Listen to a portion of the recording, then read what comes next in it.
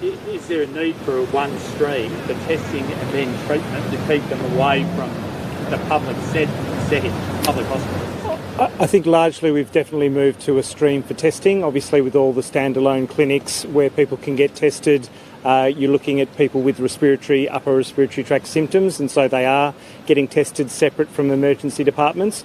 But people will be presenting to emergency departments even with things that are not respiratory illness that could have coronavirus. And so to the fullest extent possible, they are trying to stream within health services anyone who has compatible symptoms so that they're kept away both in waiting rooms but also through all of their care pathways from all other patients. We may get to a point where the level of infection in the community is so great that we have standalone health services, but at the moment with a relatively low proportion of people with compatible symptoms with confirmed coronavirus, the streaming within health services is the appropriate method. Standalone, would they be greenfield startups or in private hospitals? I think there'll be a combination. I think everyone is looking to be as agile as possible, work to the circumstances of where the cases are occurring. If they happen to be in a place where they're not well served by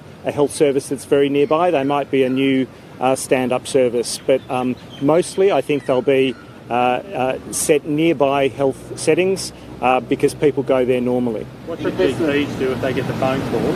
Should they refer potential patients on if they think they've got COVID-19? I think a lot of GPs have the personal protective equipment, the confidence and the competence to do testing themselves, and we encourage them to do so. For those who don't feel that they have the capability, they may be referring to other settings such as the standalone clinics, but we certainly think that GPs play a critical role in testing and in care of these patients. Professor Sutton, on the weekend you said that some of the behaviour of Victorians was crap. Why is that? And would you say that occurred yesterday as well? I think so. I don't want to vilify any one individual. What I want to call out is the behaviour that will lead to transmission of this virus.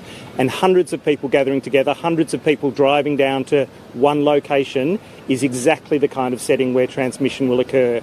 And I'll make the point again, you may have very mild symptoms. You may have no symptoms at all, but it'll be somebody else nearby you. And if you're gathering together in large numbers, you are putting yourself at risk, but maybe even more importantly, you become the infected person who puts other vulnerable people at risk. So avoiding these settings, doing the right thing in terms of behaviours, saves lives. It might be your own, but it's much more likely to be those of your elderly parents, your elderly grandparents or your neighbours. So do the right thing for everyone. You were pretty frustrated, weren't you? I was frustrated. I think some people haven't had the awareness, but some people have the awareness and still can't see that this is the time to act. This is our window of opportunity. We will go to a point potentially where everyone is calling for this because we can see that our health systems are overwhelmed. That is too late to act. This is our time to do the right thing, to avoid transmission, because now, when levels are relatively low, is a point where we can totally flatten that curve. We could cap cases in Australia at 10 to 15,000.